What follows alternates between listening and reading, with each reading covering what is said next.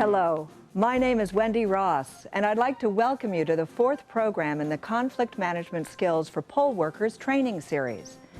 Once again, we're going to examine some of the typical conflict situations that you might encounter in your vitally important work as a professional poll worker and how you can resolve them swiftly and effectively.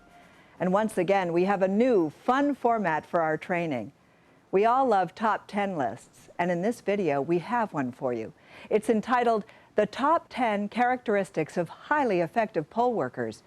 But before we get into the program, I'd like to emphasize one very important point, and that has to do with your role in the election process. I refer to you as a professional, because that's exactly what you are. When voters walk into your polling place to vote, they're looking to you as the expert in that room. They may not know exactly where to go or if there's any new information regarding the voting machines or even where to sign the register until you tell them. And as with any expert, the more you know about all aspects of your work, including how to communicate effectively and how to deal with conflicts when they arise, the more confident that you will feel doing your job. And the more confident you are when you need to address challenging situations, the more respect that the voter will give you, and the more easily you can resolve the issue.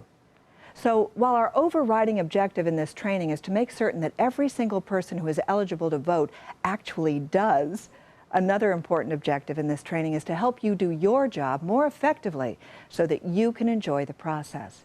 Before we look at our top 10 list, it will be helpful to review what we call the ABW of effective communication. You may remember A stands for attitude. We know that what a person is thinking can negatively or positively impact how they communicate and what results they get. B stands for body language, how a person non-verbally communicates. We've all heard the old adage, it's not what you say, it's how you say it. And W stands for words. There are certain words that set us up for success and others that almost guarantee that we'll encounter a problem. So let's jump right in and look at numbers 1, 2, and 3 in our top 10 list. You will notice that they all have something to do with attitude. The number one characteristic of a highly effective poll worker is that they pass no judgment on a voter's abilities, behaviors, dress, or demeanor, and they maintain the utmost respect for each voter. The number two characteristic is that they make no assumptions about what the voter should have known or done.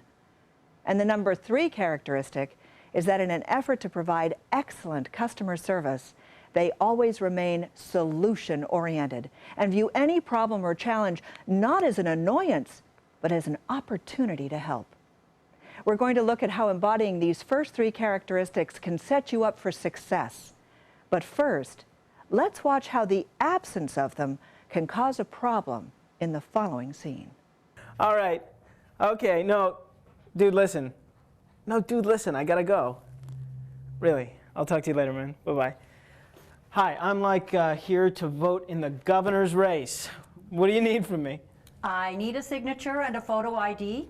Well, here you go.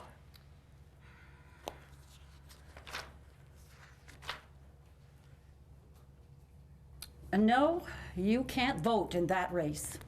What do you mean I can't vote in that race? This is a partisan primary election. The governor's race is partisan, and I see here that you have no party affiliation. The state of Florida is a closed primary state. If you have no party affiliation, then you can only vote in nonpartisan races. Do you know what nonpartisan means? Yes, why, actually I do. I, graduated from high school. Well, then you should know why you can't, vote for partisan candidates. You know, you remind me of my 11th grade history teacher. You two could be like cranky sisters. You know what worked for her? Fiber. You could clearly see how our poll worker's attitude influenced her actions, her communication, and her nonverbal body language, couldn't you? She obviously thought that Ethan's behavior was inappropriate as he walked in talking on his cell phone. You could almost hear her as she thought that he should have known about the rules about primary elections And it was very obvious that she viewed the entire encounter with him as an annoyance, not an opportunity to help.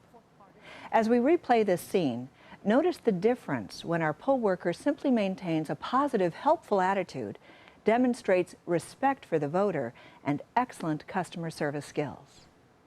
No, dude. Okay, dude, I'll call you back, okay? All right?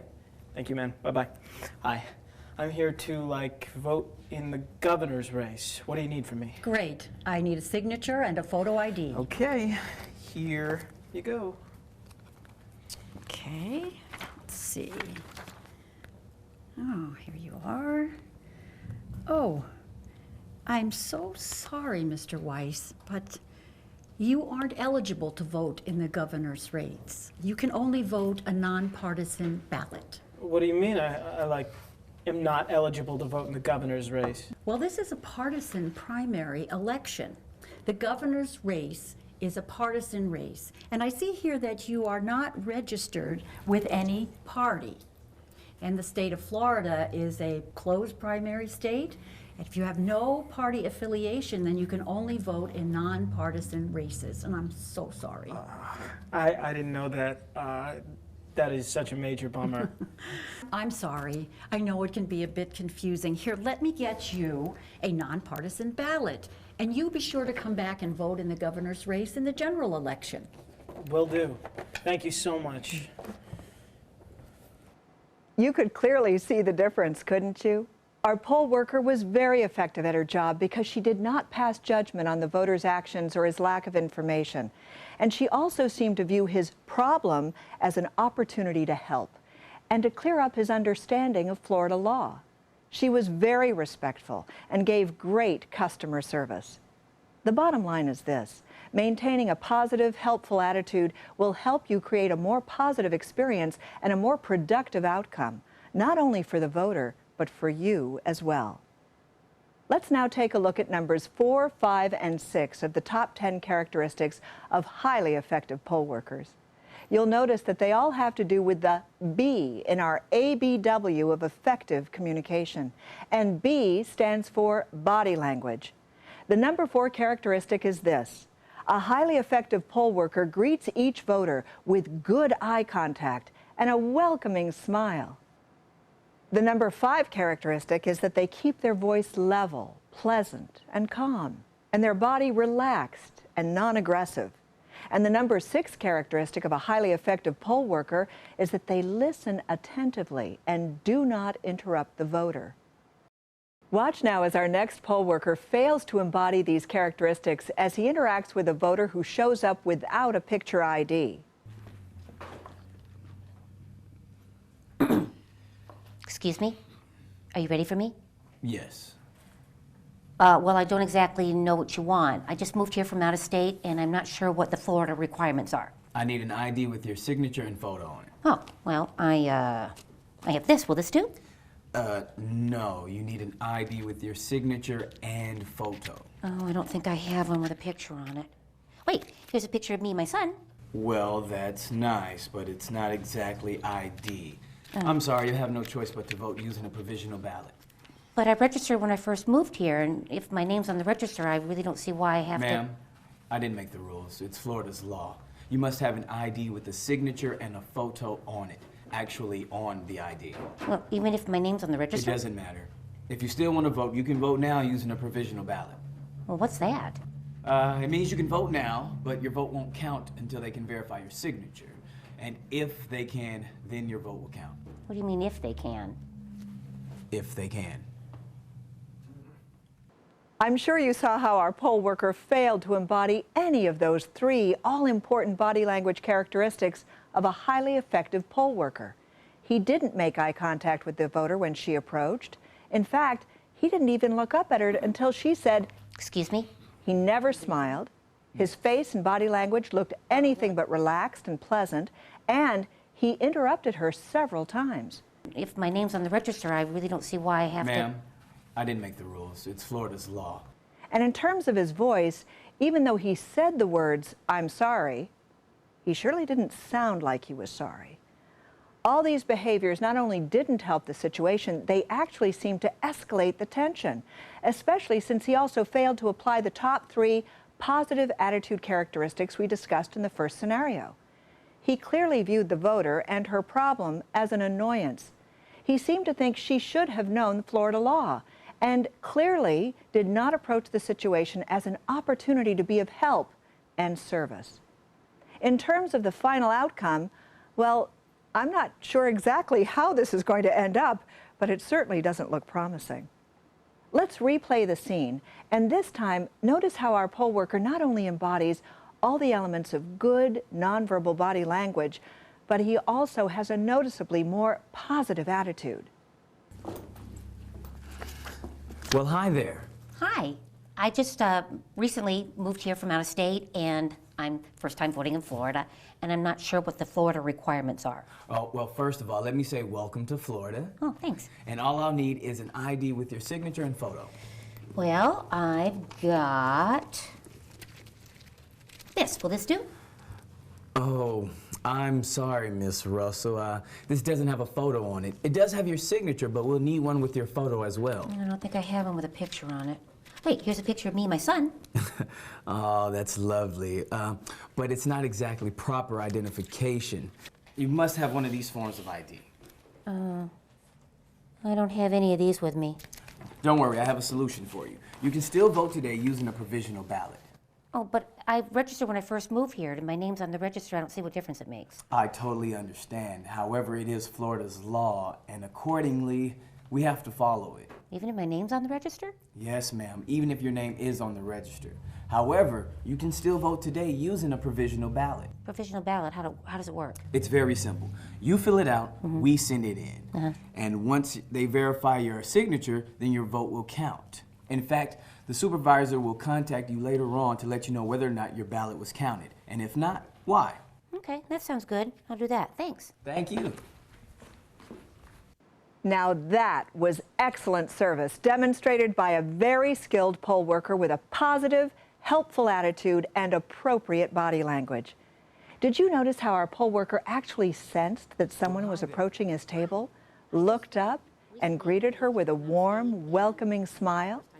He also was very relaxed and pleasant. His voice was calm and level, and he always let the voter finish her sentences, even when he knew what she was going to say. And the result?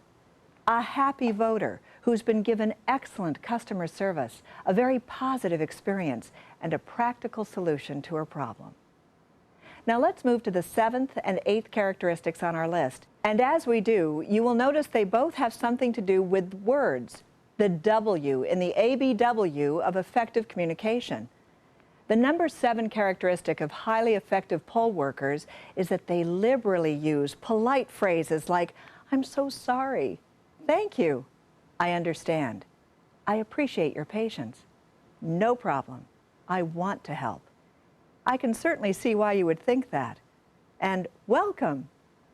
The number 8 characteristic is that they avoid killer words and phrases like, "That's wrong," "You're not listening," "What's your problem?" "If you'll just calm down," "Relax," "How many times do I have to say this?" And, "Well, there's nothing I can do." Watch this next scene as our poll worker, Dawn, clearly is not aware of either of these skills. Here. I don't mean to be rude, but I'm in a really big hurry. Well, just hang on. Let me find you in the book. Sir, I really don't want to be rude, but I have a very, very big meeting in, oh great, 12 minutes. Could you please hurry up? Ma'am, you need to be patient. I'm going as fast as I can.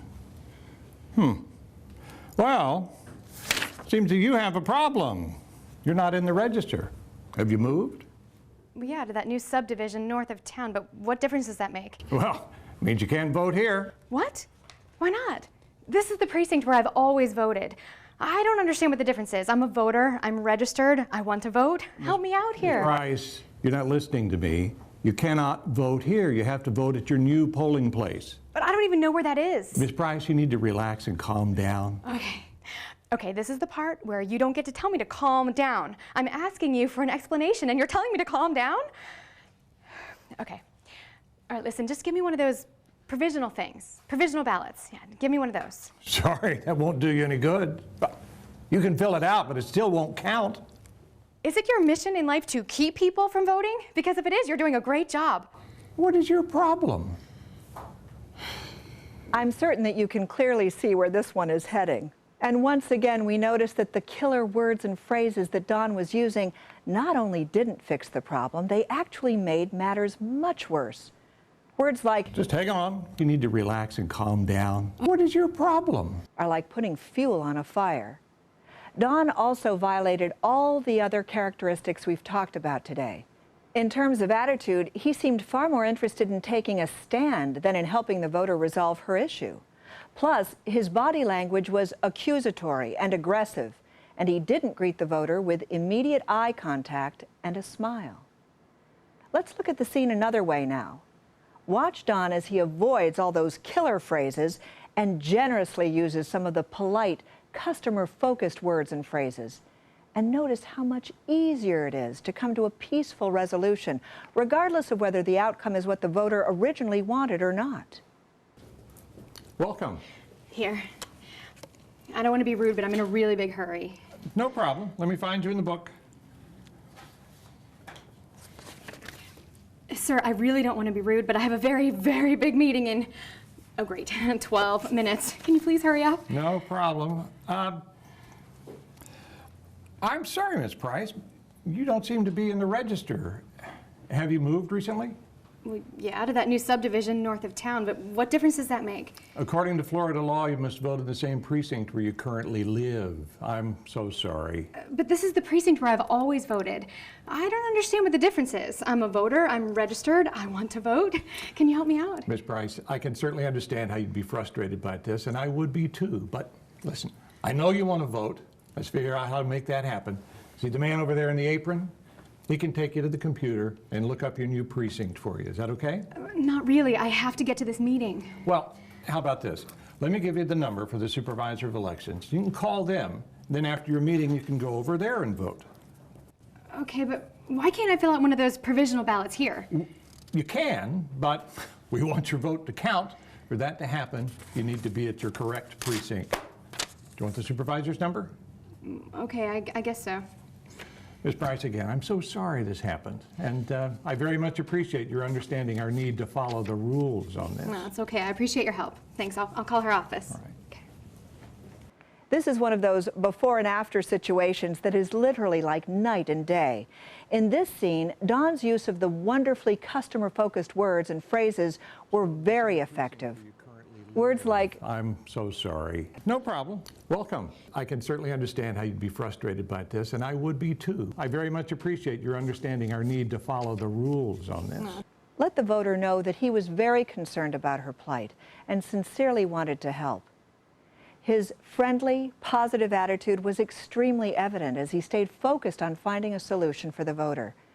In addition, everything about his body language was relaxed and unaggressive. And the result? In spite of the fact that the voter was unable to vote in this precinct, the poll worker gave her the contact information that helped her determine the location of her proper precinct. This way, the voter could vote a regular ballot instead of a provisional ballot that might not count. Good job, Don. Now let's take a look at the 9th characteristic of a highly effective poll worker. Simply put, they understand the voter's rights and always strive to honor and uphold them. There are a comprehensive set of rules and regulations that you must follow in your work.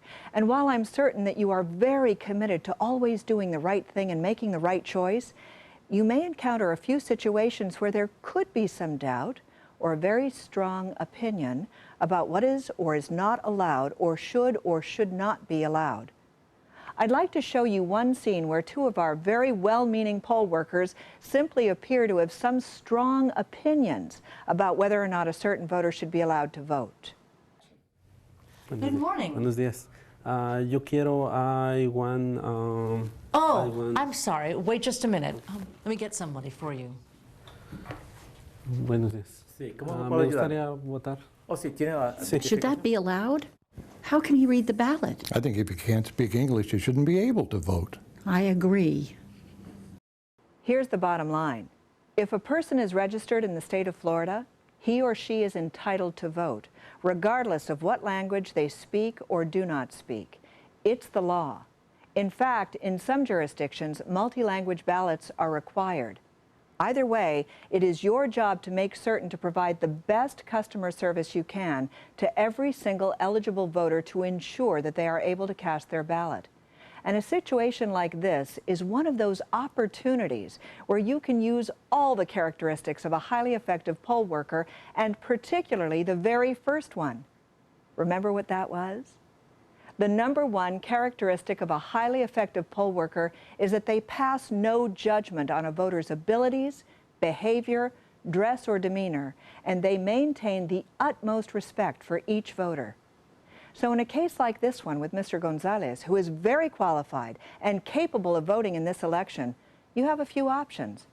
If you have a translator on site, then summon him or her over to help. If the person brings a translator in with them and it indicates in the record that this voter is allowed to have assistance, then both parties may go into the voting booth after the translator has filled out an affidavit. If it is not indicated in the record that the voter needs assistance and he is accompanied by a translator, then both parties will need to sign an affidavit before they go into the voting booth. And finally, if none of these options are available to you, then summon your clerk, who will contact your supervisor of elections for assistance. Your ability to withhold judgment and assist every single qualified voter is one of the elements that makes you the respected, capable professional that you are. We now turn to the 10th characteristic of a highly effective poll worker, and it's simply this. A highly effective poll worker reviews, studies, and looks for opportunities to consciously apply all the other 9 characteristics. Now, this may seem self-evident, but the truth is that it is very easy to go on autopilot and simply act and react exactly as you normally do, without consciously choosing how you want to think, act, and speak in every given moment during your work. So I encourage you to review these points before you go into the polling place on Election Day. Consciously make a decision to 1. Pass no judgment on a voter's abilities, behavior, dress, or demeanor, and then maintain the utmost respect for every voter. 2. Make no assumptions about what the voter should have known. 3. Always remain solution-oriented and view any problem or challenge not as an annoyance, but as an opportunity to help. 4. Greet each voter with good eye contact and a welcoming smile. 5. Always keep your voice level, pleasant, and calm, and your body relaxed and non-aggressive. 6. Listen attentively and do not interrupt the voter. 7. Liberally use polite phrases like, "I'm so sorry," "Thank you," "I understand," "I appreciate your patience," "No problem," "I want to help." I can certainly see why you would think that. And welcome. 8. Avoid killer words and phrases like, "That's wrong," "You're not listening," "What's your problem?" "If you'll just calm down," "Relax," "How many times do I have to say this?" And, "Well, there's nothing I can do." 9. Understand the voter's rights and always strive to honor and uphold them. 10. Review, study, and look for opportunities to consciously apply all the other 9 characteristics. And remember, you can use these ideas to help you in many other challenging situations in your life. I mean, who knows? You just might find yourself working right next to another poll worker who has a very different idea of how to handle your downtime. Oh, my back is killing me. Got a bulging disc, you know. Oh, it's a real pain. Real pain, that's funny. Which is not so funny when it happens. Oh, I gotta tell you, it's the only thing I got going on here today. I have indigestion like you would not believe. I can't even look at another hot dog without, you know. I must be coming down with something. Does that seem swollen to you? Feel that? What do you think? And how would you handle this? You'd simply resist the temptation to judge your fellow poll workers' behavior.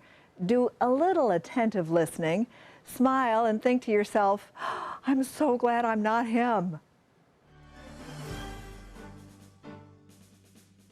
As one of our valued gatekeepers of democracy, you make a powerful contribution to the success of each and every election.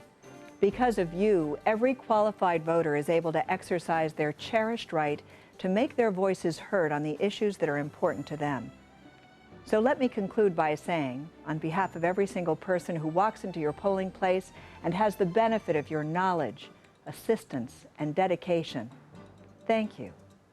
Thank you for your professionalism, your caring, and your commitment to everyone who enjoys and exercises their right to vote in this great country of ours. And thank you for your willingness to serve in the election process.